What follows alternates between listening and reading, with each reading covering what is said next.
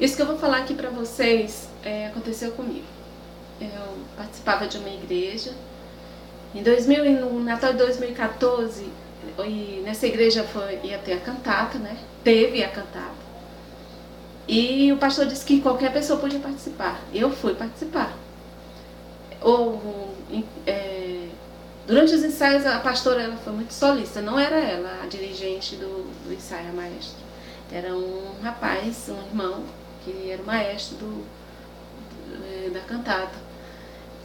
E essa pastora, de princípio, ela foi muito solista comigo, muito legal comigo, mas depois de uns 3 ensaios, ela começou a ficar com a cara fechada pra mim. Não entendi. Ela não disse nada, mas estava com a cara muito feia pra mim. E quando foi no próximo ensaio, eu me lembro que eu tive uma dúvida sobre a letra da música. E eu pedi pro maestro me responder, eu tirei a dúvida com o maestro, ele respondeu numa boa, pronto. Só que no ensaio seguinte, o pastor e a pastora estavam na porta me esperando. Pois é, na porta. Ele disse, a gente quer falar com você. Eu fui falar com eles e, gente, eles me levantaram falso. Cara, eles cometeram uma injustiça tão grande comigo. Disseram mil e uma coisa que eu não tinha feito. Disse que eu tinha feito a maior confusão durante o ensaio. Por causa da letra de uma música. Uma dúvida que eu tirei. Uma dúvida que eu tirei. Mais nada. A pastora estava presente no dia, mas o pastor não estava. E ela não me defendeu. Ela não me defendeu. E, inclusive, acho que foi ela que acrescentou mais lenha na fogueira. E na época, assim, eu me achava muito imatura e eu não reagi corretamente. Se aquilo doeu tanto em mim que eu saí chorando. Saí chorando, me achando a coitadinha, irmãos. Reprovada. Totalmente reprovada. Primeiro, as igrejas elas estão cheias desse tipo de pastor. Covardes. Pastores que deveriam aprender com o Senhor Jesus como é que se faz. Pastores que deviam não ficar jogando piadas de cima do púlpito. Pastores que deviam ser verdadeiros e zelar, andar em amor e zelar as ovelhas, conversar direitinho e não acusando, como esse moço fez comigo. Me acusando sem me deixar oportunidade. Inclusive, o maestro, quando soube, ficou abismado. Porque ele viu tudo, ele testemunhou tudo. A esposa do maestro chegou a dizer pra mim, ela muito imatura espiritualmente, Deus abençoe, ela chegou a dizer pra mim, se fosse com ela nunca mais ia pisar numa igreja. Então eu saí daquele lugar tão quebrantada, tão humilhada. Agora por quê? Por que eles fizeram isso? Primeiro, o pastor principal, que não era esse, ele tinha colocado uma doutrina esquisita dentro da igreja. Eu me rebelei contra essa doutrina. Ao invés, não somente eu, mas várias pessoas se mostraram contra. Ao invés dele nos chamar e conversar, não. Nos taxou de rebeldes, de submisso, de desobedientes. Aí quando ele soube que eu estava participando desse coral, ele pôs o outro pastor na parede. Agora eu pergunto, por que esse pastor não chegou para mim e disse, olha, o problema é o seguinte, o pastor, o fulano de tal não quer a senhora aqui, então a senhora nos desculpe, poderia sair, numa boa. Eu ia sentir também, eu ia ficar chateada, eu ia ficar quebrantada, mas eu ia sair, seria a verdade, né? Eu sabia que ele se estremecia comigo.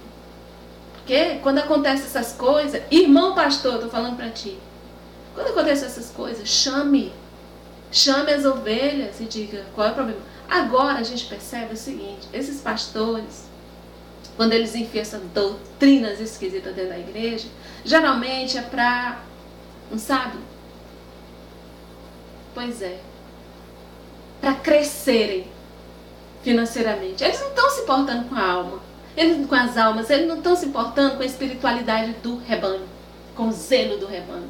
Então, se alguma ovelhinha ali se levantar um pouco rebeldinha contra aquilo, Aí ele se volta contra ela e não acolher, conversar e não é assim. Porque se esse pastor que colocou essa doutrina esquisita dentro da igreja tivesse me chamado e chamado todos os que estavam lá, que tinham se levantado contra, e tivesse dito: o que está acontecendo, irmãos? A gente tinha exposto aqui, porque a Bíblia diz isso e o senhor está fazendo aquilo. A Bíblia diz assim e o senhor está fazendo assado. Aí se ele tivesse boa vontade, ele: pois então vamos desfazer e fazer conforme a vontade do Senhor. Não, não. Mas não fez isso. Não é do interesse. Por quê? Porque ia contra aquilo que ele realmente estava projetando, que era fazer o ministério crescer em finanças. Nem que perdesse almas, nem que perdesse pessoas. Não importa. O importante é a grana que ia entrar através daquela doutrina esquisita. Aí aconteceu isso. Aí eu fico assim, digo de novo para você, pastor, deixa eu lhe dizer, aprende com o Senhor Jesus. Olha aqui o que está escrito. Olha o que o Senhor Jesus, que está escrito no capítulo 13 de Lucas.